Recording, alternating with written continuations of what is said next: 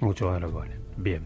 Creo que una de las noticias del día relacionado a esto, con un tema, insisto, que es inexorable, que un poco nos cambió la agenda y nos copó totalmente el programa, y me parece que vamos a tener de nuevo temas relacionados, injerencia, o bueno, la justicia respecto a este tema. No recordemos que, ¿cuándo fue? Hace un año lo paró la Corte, todo este tema, se gradualizó más los ajustes. Hoy, la Justicia de La Plata ha tomado una demanda contra el tarifazo a nivel nacional. A ver, la información indica que el Juzgado Civil y Comercial y Contencioso Administrativo número 2 de la ciudad platense, la ciudad de Las Diagonales, aceptó esta mañana, del día 19, tramitar una nueva demanda colectiva contra la última suba tarifaria del gas y con alcance en todo el país, al hacer lugar un recurso de amparo presentado por una asociación civil titulada Centro de Estudios para la Promoción de la Igualdad y la Solidaridad. Como siempre tenemos ahí en línea y te invito, Alejandro, a departir con él, Alejandro Kipper, que vamos a hablar del tema de tarifas, pero es bueno también empezar por lo jurídico, porque bueno, nuestro asesor, Daniel Kipper, perdón, es nuestro asesor en materia judicial. Daniel, buenas tardes, ¿cómo va? Buenas tardes, Fernando, ¿cómo estás? ¿Cómo está usted? ¿Qué tal, Daniel? Alejandro. Me acompaña Alejandro Perú. ¿Qué tal, Alejandro? Bien, bueno, ¿qué se puede decir? ¿Escuchó? ¿Se enteró esto de La Plata? Que seguramente, digo, no sé, yo me veo venir ya un fallo de nuevo y una judicialización como tuvimos fue el año pasado, ¿no? Cuando terminó la Corte saldando el tema y salvando un poco las papas del gobierno y gradualizando las uvas. Sí, leí la noticia de este nuevo recurso judicial e interpreto que lo que se ha hecho es habilitar la instancia. Sí, solo esa, no hay fallo, sí. Una medida concreta para suspender este tarifazo actual. Pero el fallo que vos recordabas, dictado por la Corte del año 2016, es importante. Perdón, 2016, no 2017, hace 2 años, ok, de acuerdo, sí. Porque fijó determinadas pautas y criterios. Sí. Que un poco para hacerlo ordenado, yo quisiera recordar dos cosas por favor, que para mí son fundamentales. El artículo 14 bis de la Constitución Nacional, al igual, aclaro que hablo desde el punto de vista jurídico, el tema económico se lo dejo a ingenieros y economistas. Bien. Gracias, Daniel. Te decía que la Constitución Nacional, al igual que diversos tratados de jerarquía constitucional, en especial el Pacto Internacional de Derechos Económicos, Sociales y Culturales, garantizan el acceso a una vivienda digna. ¿Qué significa una vivienda digna? La respuesta la da las Naciones Unidas, más precisamente en la observación general número 4, realizada por el Comité de Derechos Económicos, Sociales y Culturales, titulada El derecho a una vivienda adecuada, que fue sancionada esta observación con fecha 13 de diciembre de 1991. Y emito opinión en el sentido de interpretar el sentido y alcance del artículo 11, inciso primero del Pacto Internacional de Derechos Económicos, Sociales y Culturales. De esto surge lo siguiente, que es lo que afirma Naciones Unidas, que una vivienda adecuada debe contener ciertos servicios indispensables para la salud, la seguridad, la comodidad y nutrición de las personas. Otorgar, en segundo lugar, un acceso permanente a los recursos naturales y comunes, a saber, agua potable y energía, ya sea para cocina, calefacción o alumbrado. Tercero, que los gastos personales o del hogar que implica una vivienda deben estar a un nivel acorde con los ingresos y la satisfacción de las necesidades básicas de las personas. Y que los estados, partes, deben adoptar medidas para garantizar que el porcentaje de los gastos de la vivienda sea conmesurado con los niveles de ingreso. Esto es lo que dice la Corte, las Naciones Unidas, y nuestra Corte Suprema de Justicia, en el fallo que recién señalaba, acotaba dos cosas básicamente. Primero, que los servicios esenciales son aquellos que se consideran vitales e indispensables para el conjunto de los ciudadanos. Y segundo, que esos servicios esenciales son los que satisfacen el contenido sustancial de los derechos y libertades constitucionalmente protegidos. Por lo tanto, los cambios en la política tarifaria deben garantizar, en materia de servicios públicos esenciales, la previsibilidad, gradualidad y razonabilidad. Así es. Es justamente lo que está faltando con estos impactos que vemos ahora, que se aumenta la luz, la energía en un 900% y los salarios en un 15%. O se aumenta el gas en un 1500% y los salarios siguen en un 15%. Sí. Y es esto lo que son los principios rectores que no se está respetando el gobierno, y siquiera lo hace con este cambio de último momento de un pago similar a lo largo de todo el año para evitar la incidencia en el bolsillo de los ciudadanos. Sí, lo que aparentemente lo único que se llegaron a un acuerdo con, bueno, no sé si hay acuerdo con los aliados políticos, pero en principio lo que el gobierno baja es eso, ¿no? De mejorar la forma de pago, o sea, de alguna manera aplanarla, pero sigue siendo la misma plata que se paga. No hay ningún cambio, ninguna vuelta atrás, ¿no? Por eso, se sigue facturando lo mismo, cambiando las modalidades y fechas de pago simplemente. Con lo cual no cambia nada. Incluso recordemos que esto lo hizo en su momento el ministro de Vido, en materia de energía, de luz.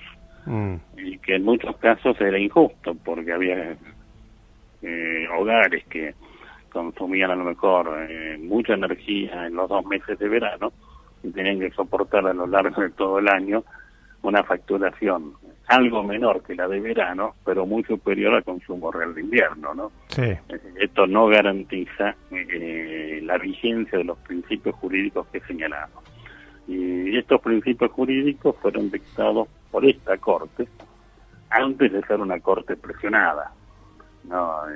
Hoy con todos los jueces siendo amenazados por la principal espada de la actual administración de juicio político, Elisa Carrió, dice usted, sí. Elisa Carrió, uno se encuentra con una Corte que no sabemos qué va a definir en esta materia. ¿La Corte está presionada o Lorenzetti está presionado?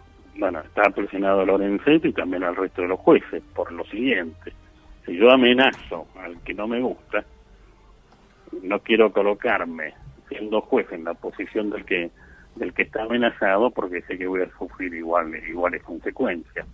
Fíjate que la gran mayoría de los jueces en la Argentina satisfacen y cumplen acabadamente la función que les ha sido encomendada.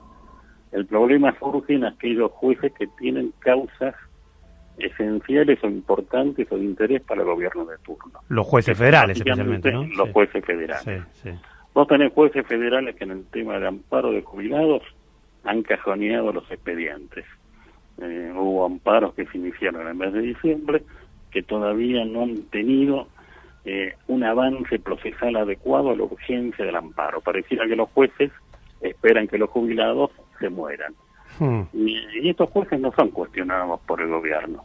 Ahora, un juez dicta un fallo que no le gusta al gobierno, llámese el caso Cristóbal López, por ejemplo, que a lo mejor sería el caso más antipático para la opinión pública, pero que es una decisión judicial que, como al gobierno no le gusta, ataca a los jueces.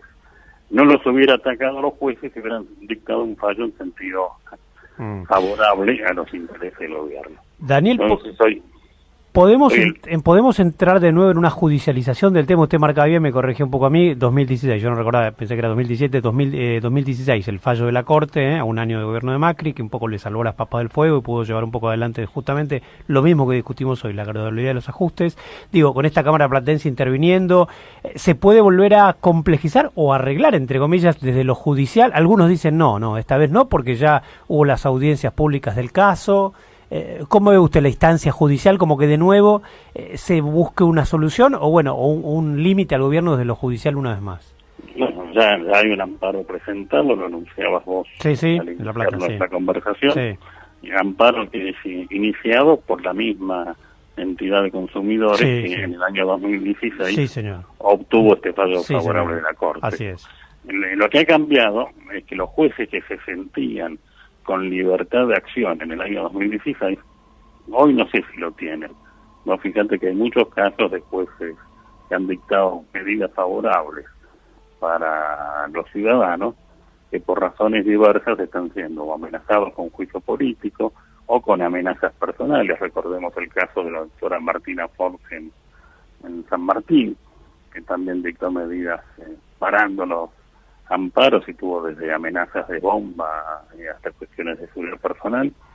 Entonces... Bueno, pero en esas amenazas personales, por ejemplo, para separar un poco la paja del trigo, Daniel, eso no se puede involucrar al oficialismo, digamos. En todo caso, en acciones de juicio político y demás, o declaración del presidente puede ser, pero en amenazas personales ya no, ¿no?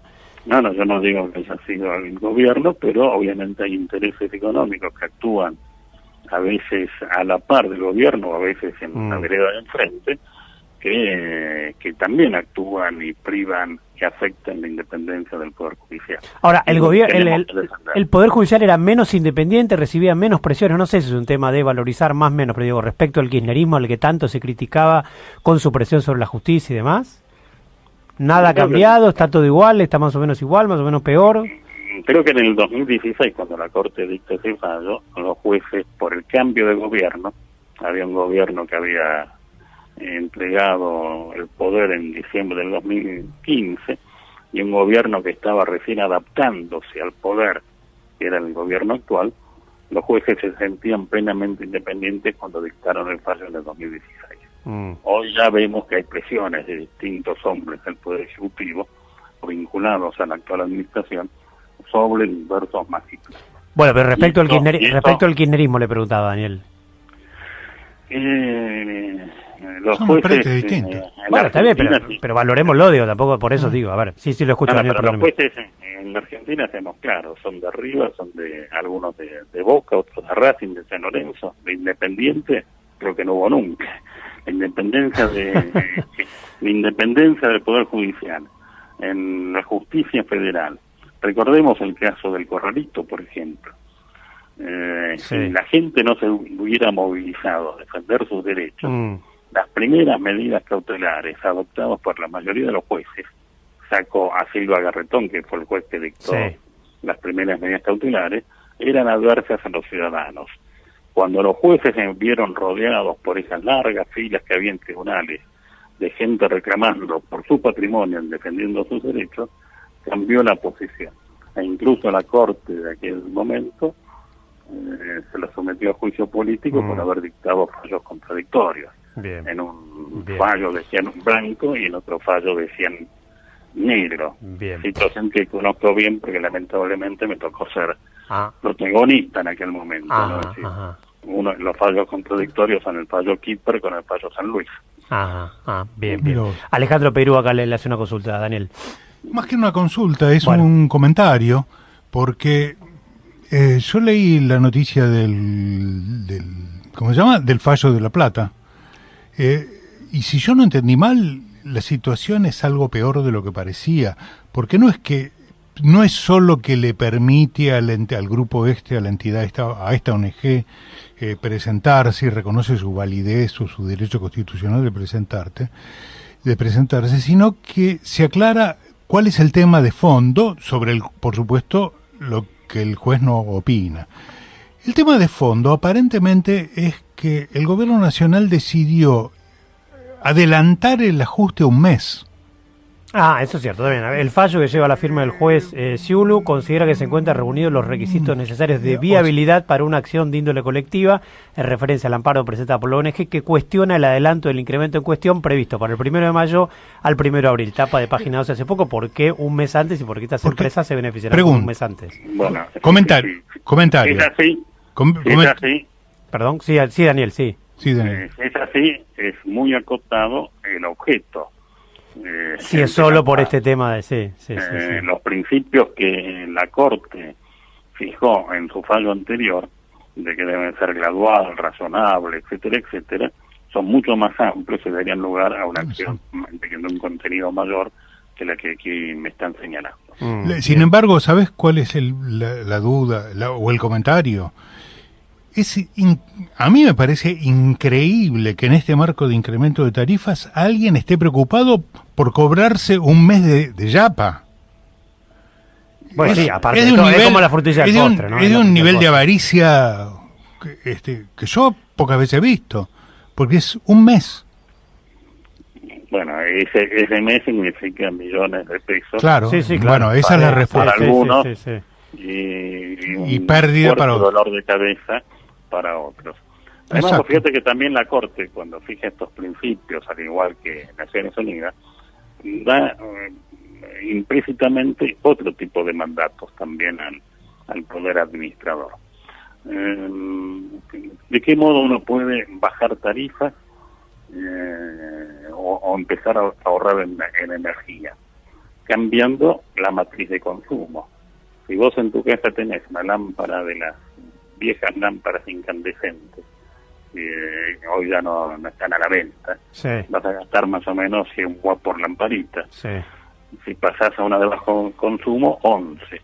Si pasás a una LED, 3 watts por lamparita. Si pasás a una tira LED, gastas 1 watt por una tira que tiene de 1 metro de iluminación. Y entonces, de pronto, educar al ciudadano sobre cómo ahorrar energía y disminuir el gasto, también es una tarea que le compete al Estado y que el Estado no cumple. Yo vivo en casa, por ejemplo, la factura de gas del año pasado me dolió realmente ese importe, sí, y estuve tratando de averiguar para cambiar el sistema. No hay información para colocar, por ejemplo, termotanques solares. Es decir, que sería un modo de evitar un consumo de gas natural y reemplazarlo por una energía alternativa. Claro. No encontré información. Sí existe en cuanto a iluminación para reemplazar por LED, pero no existe en materia de consumo energético para reemplazar el gas. Bien. Daniel, muchísimas gracias como siempre, ¿eh?